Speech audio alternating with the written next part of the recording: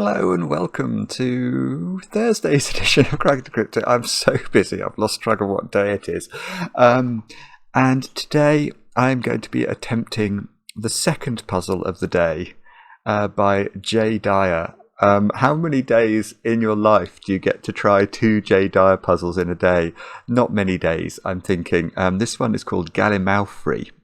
Which is a lovely word, sort of means stew, I think. Why is this the second puzzle by Jay that I'm doing today? Well, this morning I did battle with this thing, Crux, which I was sort of thinking might be, if I could solve it, I thought it might be a suitable video for the channel, but it took me 2 hours and 40 minutes to solve it, which I just can't think anybody is in any way interested in watching that.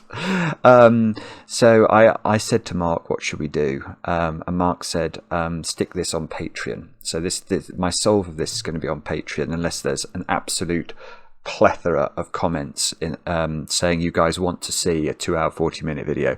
I'm fairly sure you don't, but let us know in the comments if you would like to see a 2-hour 40 minutes video of me doing battle with Crux, which I will tell you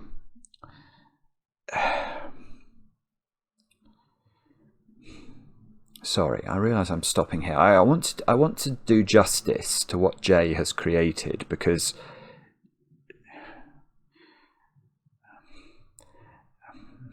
I don't think it's easy to do that.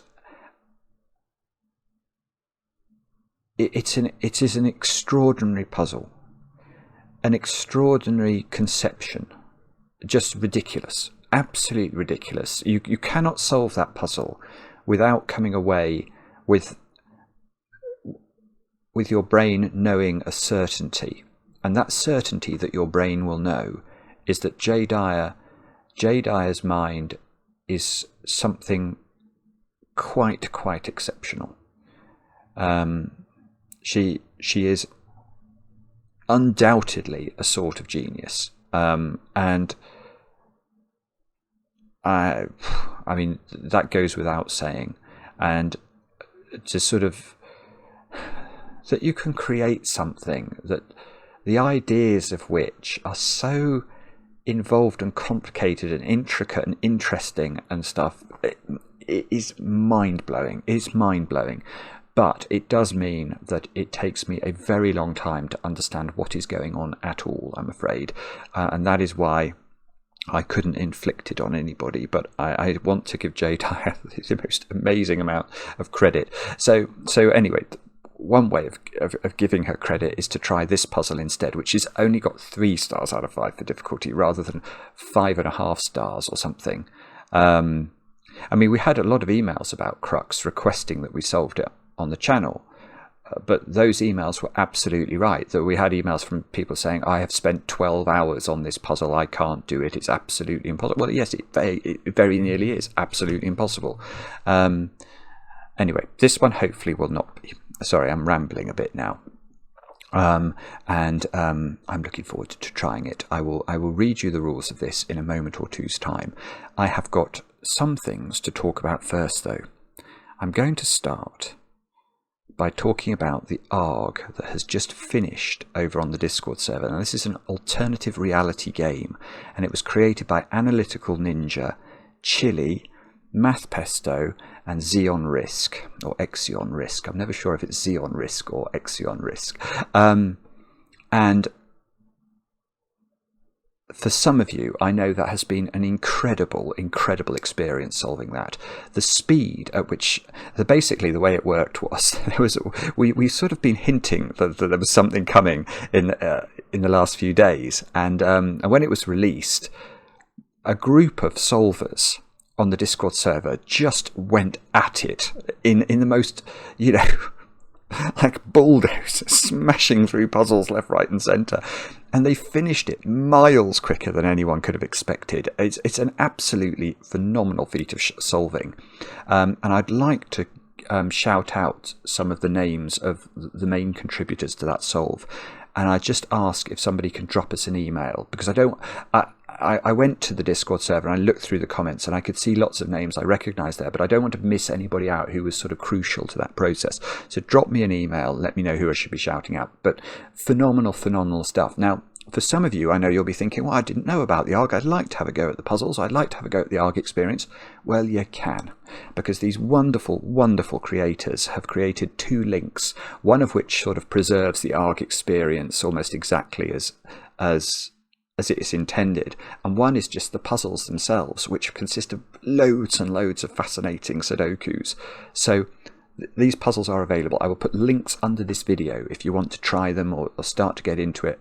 You absolutely should. Fantastic stuff. And a huge thank you to these 4 constructors for producing something really innovative and brilliant. Hildegard, she got what she wanted in the end. So that's the first thing I wanted to mention. Next thing I want to mention, also over on Patreon actually, yesterday we released DiMono's short story as our Patreon reward for November. So this is a sort of story Sudoku hunt where you solve the Sudokus to access the later bits of the story. Loads of you have already finished it. Well done.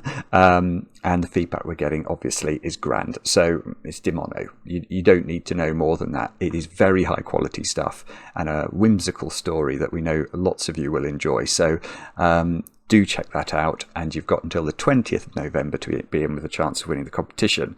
And finally, I've already said this birthday once today because I said it in the video earlier, but Jeet, over there in India, it's your birthday today. And I know this because your friend, I think it's Savi, wrote to us and said you really appreciate a shout out. She described you as a genius. So Jeet, the genius, happy birthday. I don't know how old you are, but I'm very pleased to wish you a very happy birthday, and I hope you get chocolate cake. And with that said and done, I'm going to start my 2 Jay Dyer day, and do battle with Gallimaufry. Now, please, Jay, don't make this one. Please don't let this be as hard as Crux. These are the rules. Normal Sudoku rules apply. So we've got to put the digits 1 to 9 once each in every row, column, and 3x3 box. Digits may not repeat on the marked diagonal. Okay, so that diagonal's got the digits 1 to 9 once each on it.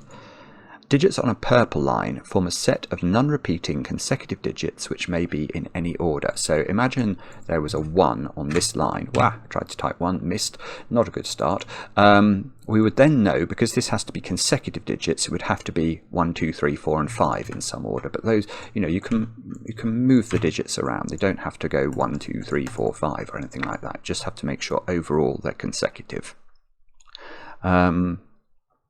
Any 3 consecutive cells on an orange line must all have different remainders modulo 3. Oh, there's no orange lines.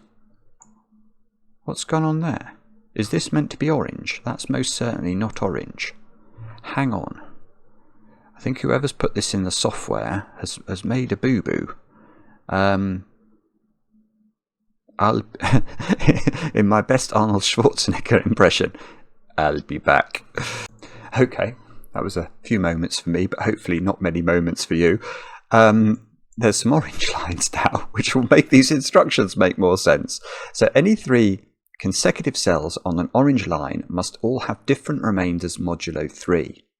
Now, this means this is a modular line, and it then says, i.e. in 3 consecutive cells there must be 1 digit from 1, 4, 7.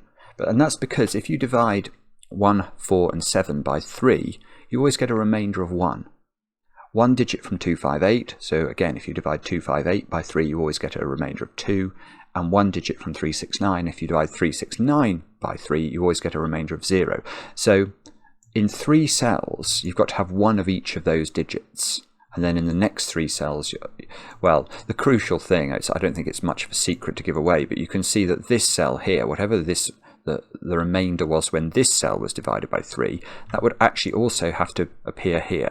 There would have to be a digit here that's got the same remainder when divided by 3, because within that 3-cell sequence, there needs to be one that has this remainder, doesn't there? And it couldn't be any earlier, or you wouldn't fit in the other 2 types, if you see what I mean. So it's a sort of a trick to modular lines that's worth knowing.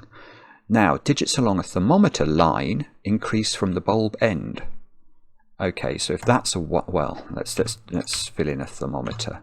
7, 8, 9. There we go. That's a possible way. Oh, it's not. Ignore the black dot. But that would be a potential way of filling a thermometer in Sudoku, because just as mercury rises as the temperature rises on a real-world thermometer, so must Sudoku digits rise as they move away from the bulb on a Sudoku thermometer. So that's that. Digits in a cage sum to the indicated total seems to be the next rule. Okay, so those digits sum to 42, these digits sum to 28. Those of you who know a secret might be able to extrapolate something from that.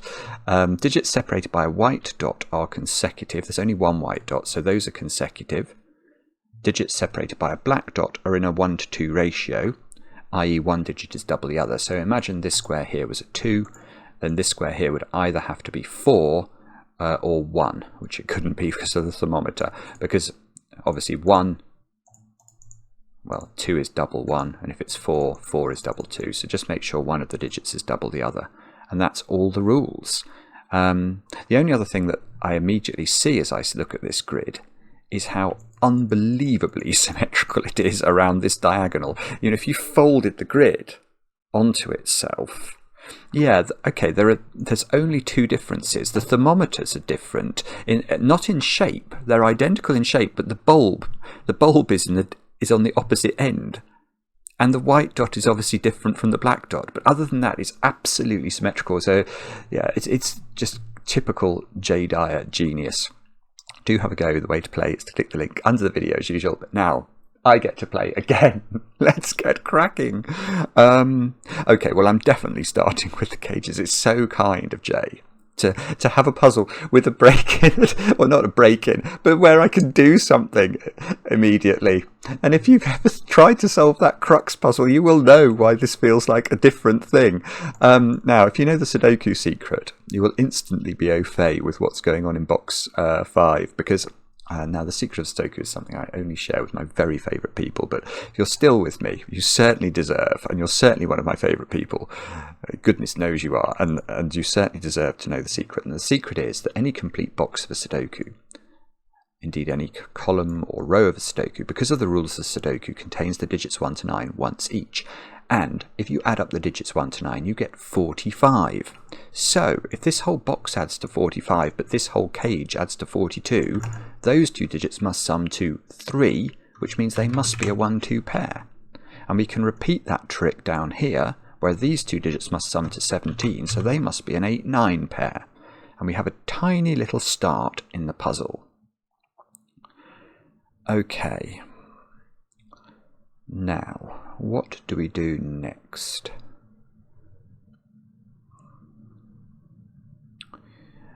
That square, I will just mention, is 3, 4, 6 or 7. It can't be 5 for the most fatuous reason, which is that a 5-cell purple line, which is don't forget, it's a set of consecutive digits from the digits 1 to 9. Well, it's always got 5 on it. So if you start with 1, you'll get to 5. If you start with 9, you'll go down as far as 5, and anything in between will obviously have 5 on it. So there's definitely 5s on both of these lines, which stops this being a 5, and it's also not able to be 1, 2, 8 or 9. So I think it's only left with 3, 4, 6 and 7. Now the really interesting thing is going to be if this is 6 or 4, actually. Because if it is 6 or 4 in the corner, then both of these Ren bands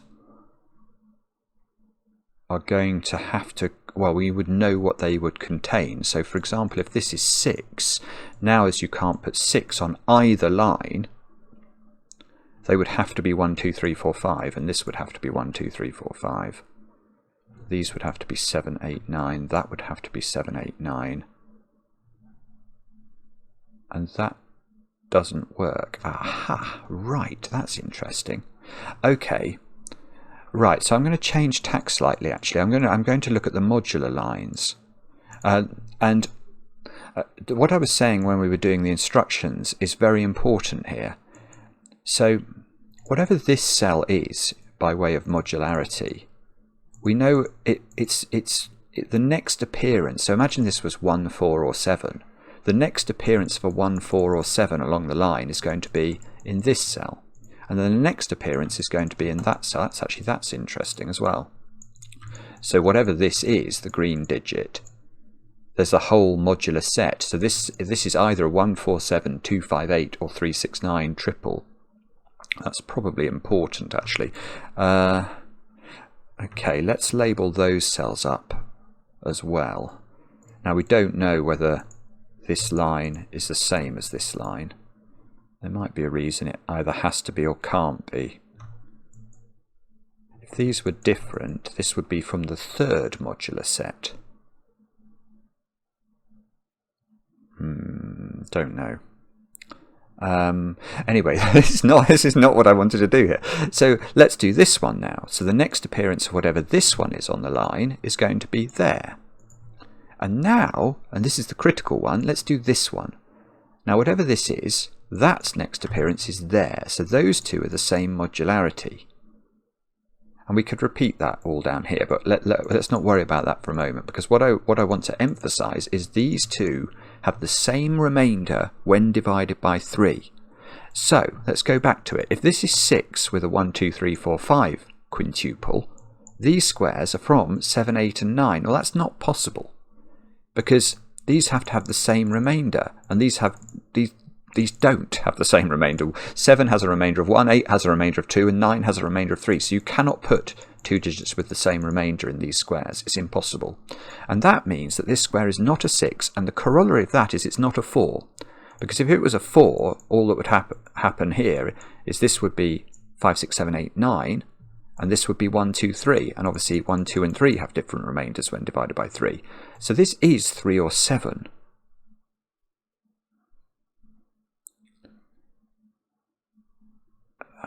I've nearly got this. Hang on, let me just think about this. 3 or 7.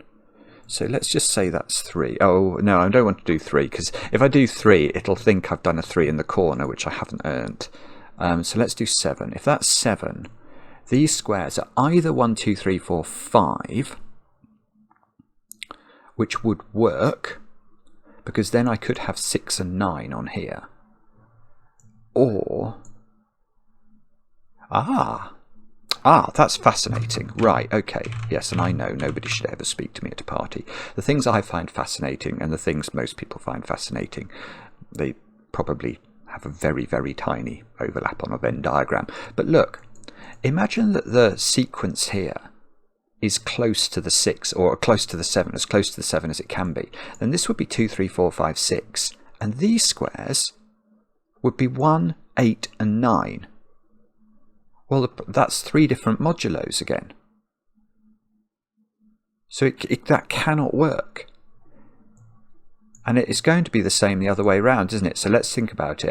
Still don't want to put the 3 in the corner. So if that's 3, and this was 4, 5, 6, 7, 8, then this would be 1, 2, 9. And again, 3 different modulos. Can't be right. So whatever this corner digit is, this Renban, and this all works vertically as well. Let's not forget that, which is probably important. Because the puzzle's so symmetrical, anything I do up here is going to work down here unless I start investing in thermometer logic, which I probably actually ought to... Oh, I don't believe I've just seen something.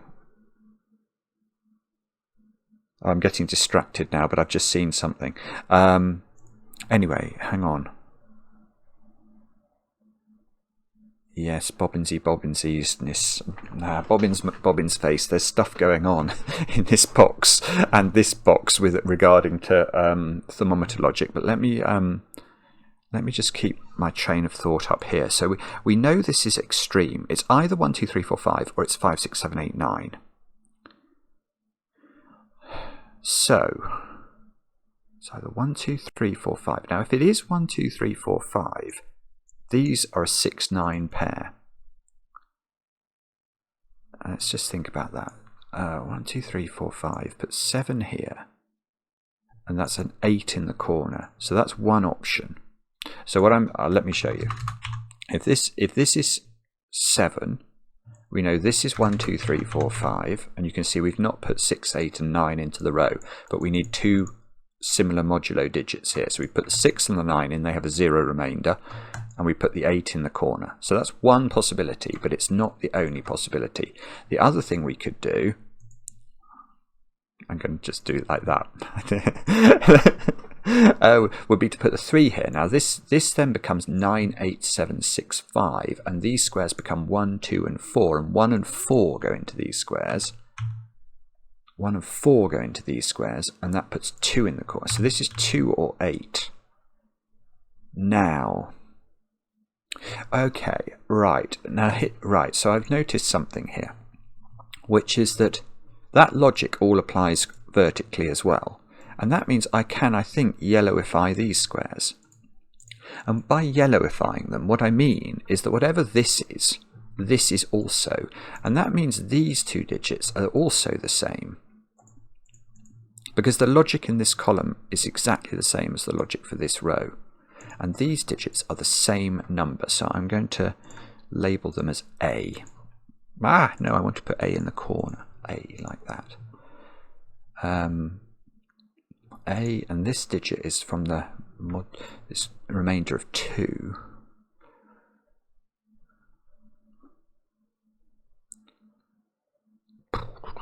What does that do?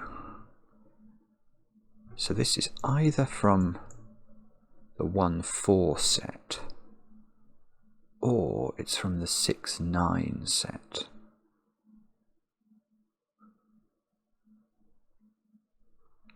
Wow, I don't know.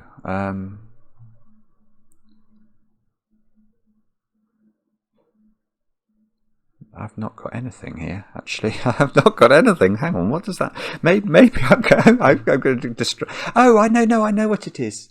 I know what it is. I am so... Look, Jay's broken me today. I am broken. I'm broken. I know exactly how to do this, because it's the logic I just seen down here, and then said, oh, I'll keep my train of thought. No, what I noticed about this box is you can ask where 9 goes in the box. And because 9 can never be on a thermometer unless it's in the very tip. Imagine you made this a 9, this would be a 10 or more. And that's a concept so ridiculous it wouldn't even be in the scientist in The Simpsons wouldn't have even thought of it. So the 9 is in one of... Oh, well, actually, the 9 is a little bit even more restricted than that. It can't go on a black dot, because the other digit would have to be either double 9 or half it. 4.5 and 18 are not Sudoku digits.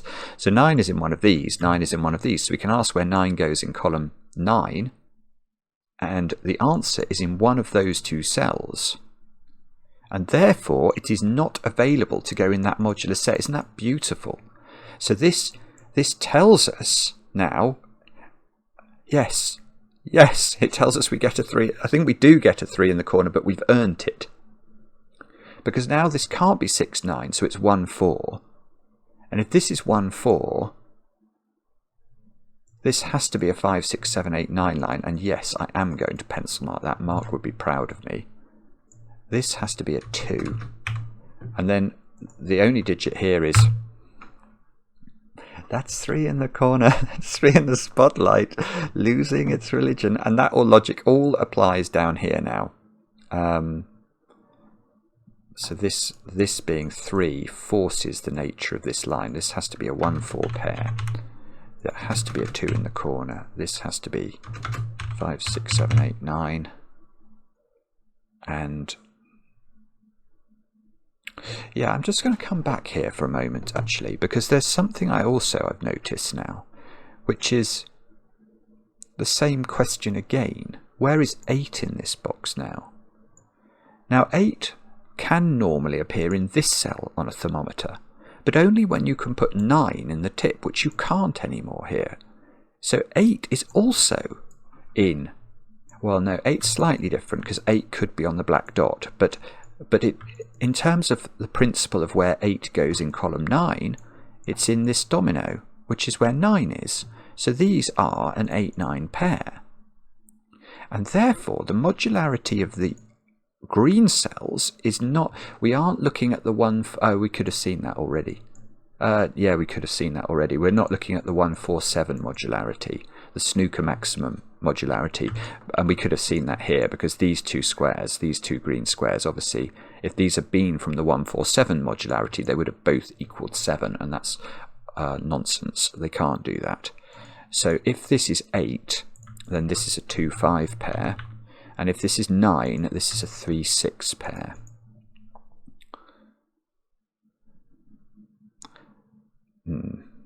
Okay. Now the weird thing here, though, is that that logic along the modular line, so the logic that's extrapolated from this square being an 8 or a 9, is not available down here, is it? Maybe I've got to think about this thermometer. Yeah, it's not available, actually.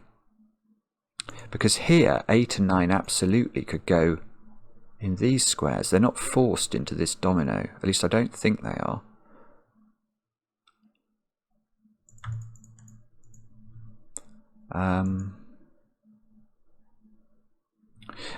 Well, here's a tiny point.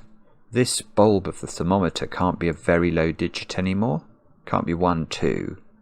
It could be 3. Well, it's 3 or 5, isn't it? Because it can't be higher than 5 because it's a length 5 thermometer. So if this was 6, 7, 8, 9, this would be 10 at least. So this is 3 or 5. And I know exactly what Mark would do here. Oh, I'm going to have to do it, aren't I? 4, 5, 6, 7. Okay, so there's 2 degrees of freedom, which is probably... This square is 4, 5, 6, 7, or 8, because it's got to be consecutive with that one. So, oh, my phone's buzzing. That's okay. Okay, so 1 in this box. I mean, 1, 2, and 3 are all in those cells. Does that matter? This can't be a 1, 2 pair. That will break this square. I mean, we can ask where 1 goes in the bottom row. It's got to be in one of these 2 positions, and that's because it can't be in here because of the diagonal look.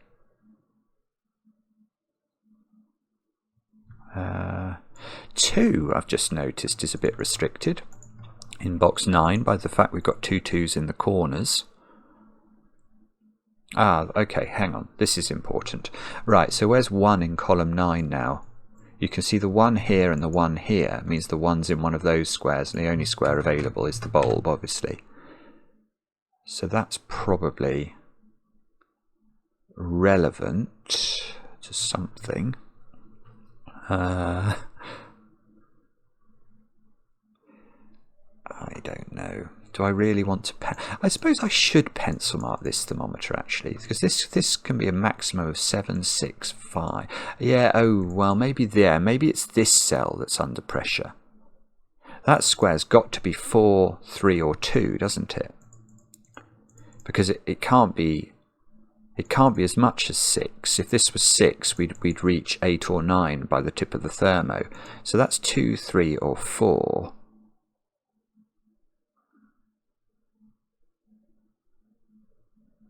So this square is 4, if it double 2, 6, double 3, 2, if this is 4 and this is 2, or 8, I think.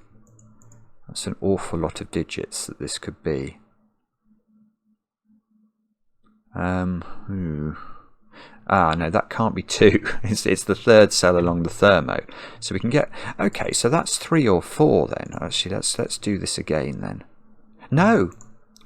Oh, hang on. Now I think this has to be 4. Because I've suddenly noticed this can't be 2.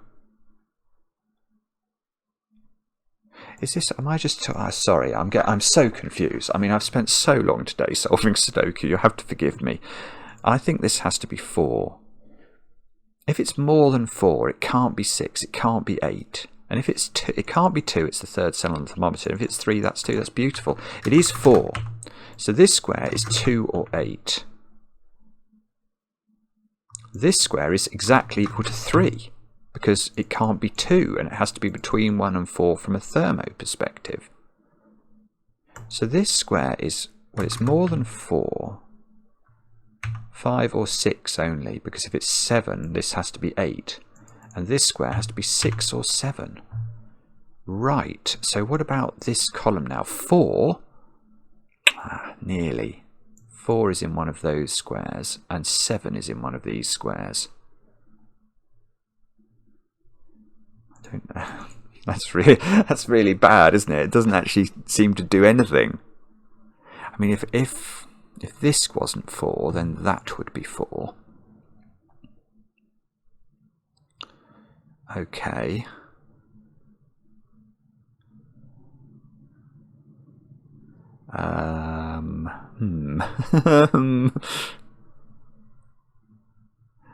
Is it obvious what I'm meant to do now?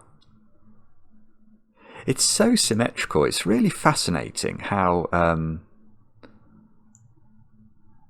it's a fascinating idea how these.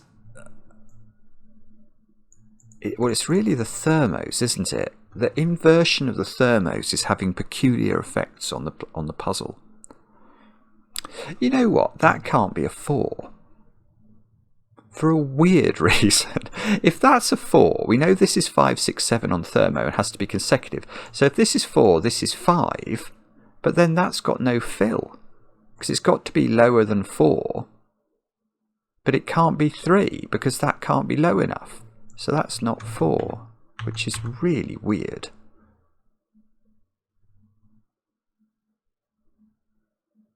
Oh, this is bizarre. If this is 8, that's 7. But that would imply we need 2 digits higher than 7 on the thermo. And we've just said that's 8, so you can't do it. So that means, right, this is huge. That's huge, because now, what do we know about consecutive pair of digits? We know they've always got to have an even digit. If you think of any 2 consecutive numbers, you will find one is odd and one is even. So there's definitely, the only even digit here now is a 6, which means 6 comes out of these 2 squares. And now,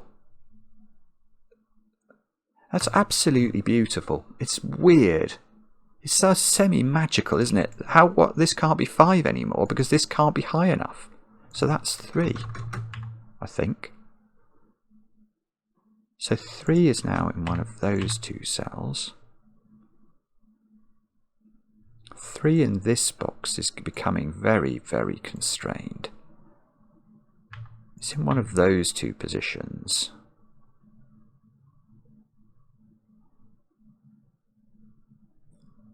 Hmm. 3 in this box is quite constrained. It's in one of those. So this is a 1-3 pair now because we've got 1s and 3s on top of one another. Oh, it's nearly doing something at the top there, isn't it? 3's in one of those 3 squares. This is 7 or 8, so this is now 8 or 9 in this square. It can't be 7 anymore. It's definitely oh, hang on, there's definitely a 6 on this, so that's not 6. That's not 6. I'm less concerned about the Renban. This one feels like the key one, doesn't it? If we can get rid of 3 on this, then the greens will be a 2, 5, 8 triple.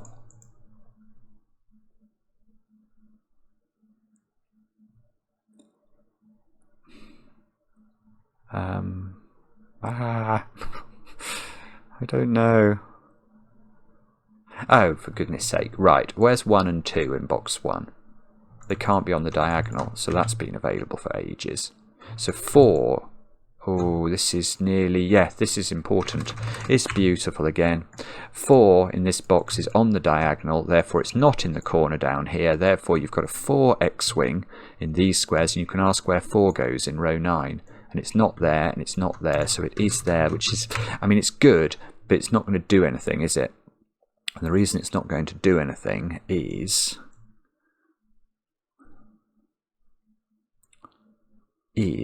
well, it doesn't put any pressure on the thermo digits, unfortunately.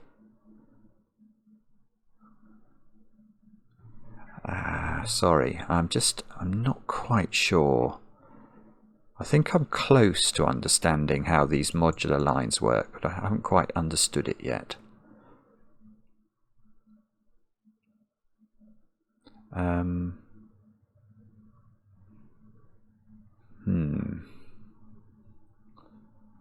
What do we... I don't know.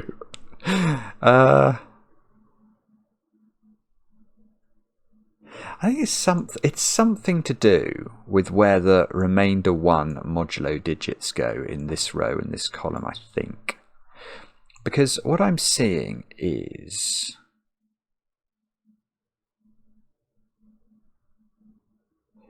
yeah, it is something to do with that.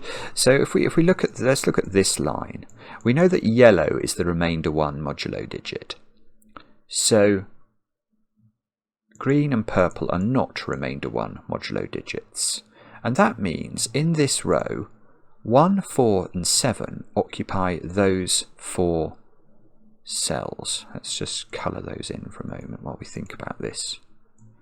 But that logic must be the same in this column. I've not coloured these 2 digits yet. Let's colour them. Grey. Again, these can't be 1, 4 and 7. So 1, 4 and 7 are in these digits in the column. Let's give those a colour. Orange, I suppose. Now...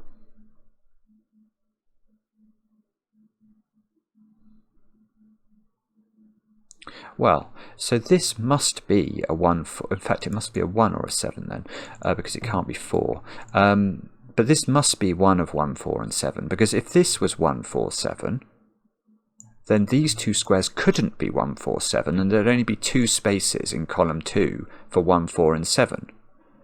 So that must be a 1 or a 7. And that logic must... oh, this is it. Ah, that is so beautiful. That's so beautiful. Look, we've done it, I think. Because now...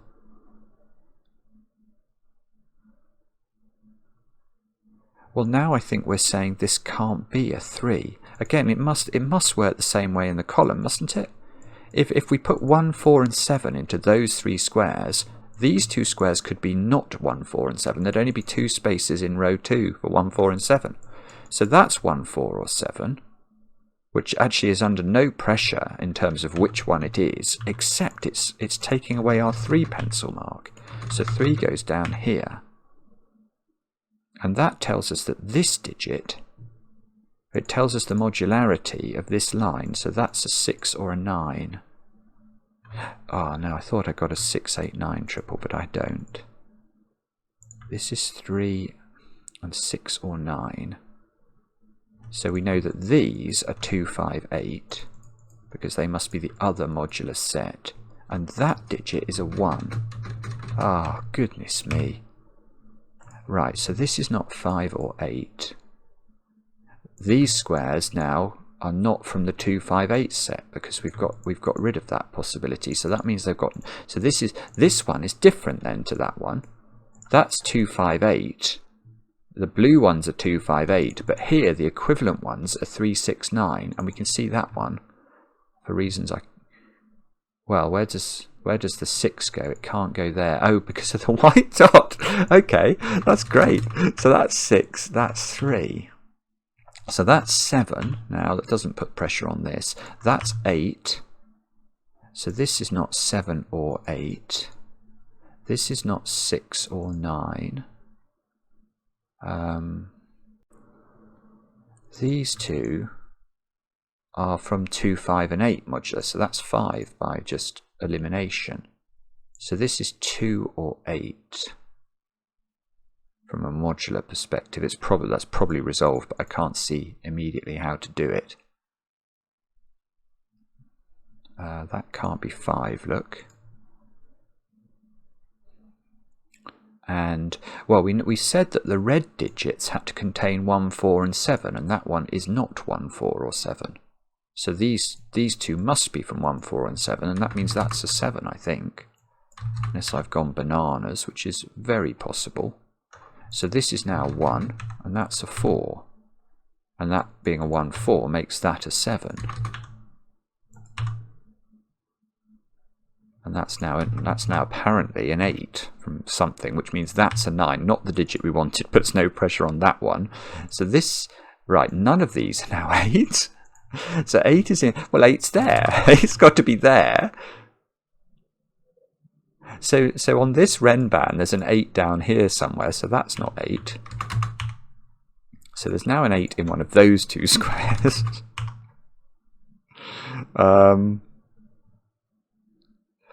It's just absurdly clever, isn't it? It's just, I mean, it's ludicrous. Look, 3 and the 1 are done down here now. That's a 1. That's a 4.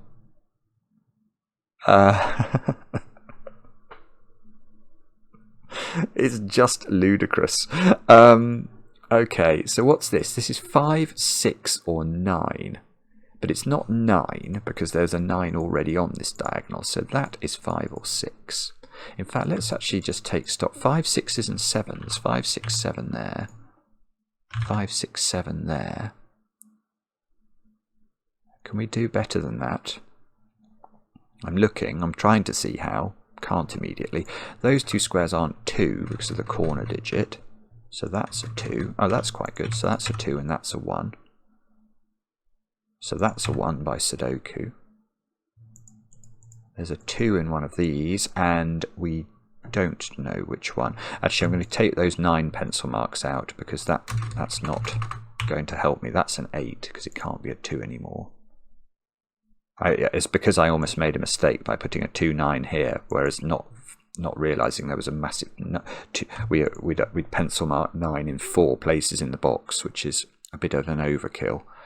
7 in this box goes apparently there, which means 7 in box 5 is in one of 2 places, so it's not here, which means 7 on the diagonal is in the corner. Now, that's an 8 now, and that's a 5, that's an 8, that's an 8, that's a 9, oh come on. 2 and 5. Yeah, 5 there, 2 there, therefore. That's a 6 now by Sudoku. This square is not 5 or 6. It's not 5 or 6. It's 8 or 9. These two squares are 2 and 9, and we know the order. 2 and 9, so that's an 8. And these squares are a 3, 4 pair, and we know the order. Oh, come on. Now that's a 3 by Sudoku logic.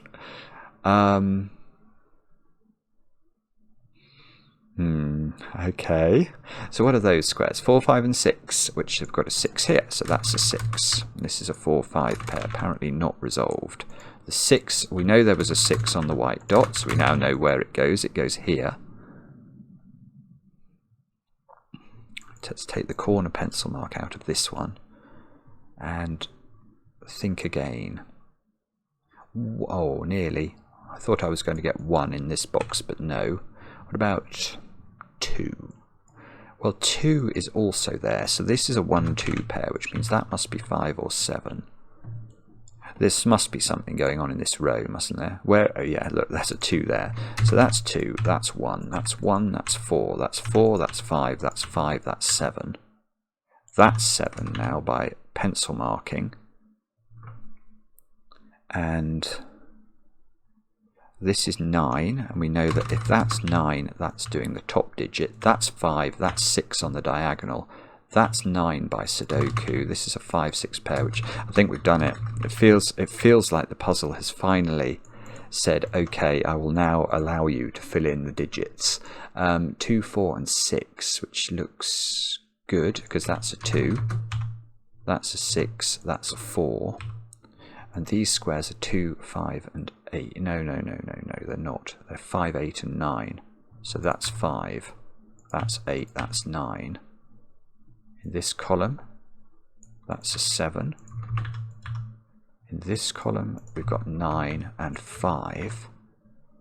These squares are 4 and 9. Again, seems to be resolved. And down here, we've got 6s and 7s. Oh, I really hope this is right, because that would be a relief. A second Jay Dyer of the day. Let's see. Okay, now the reaction I gave on the first one was rather more vociferous than that, and was born out of sheer relief. But I am quite relieved to have solved that. 172 people in 114 days. Oh gosh, this is quite an old puzzle. I had no idea. 114 days, that's a third of a year. Okay. I thought this was a brand new puzzle. Shows what I know, not much. Really, really lovely. Incredibly clever, as always, and that goes without saying. And yeah, just a delight from start to finish, and serious, strutting of stuff in terms of skills, as usual. Just flipping the thermos round, changing the colour of the dot, and it's a mere bagatelle. It's a Gallimaufry. Loved it. Absolutely loved it. Let us know in the comments how you got on. I enjoy the comments, especially when they're kind. And we'll be back later with another edition of Cracking the Cryptic.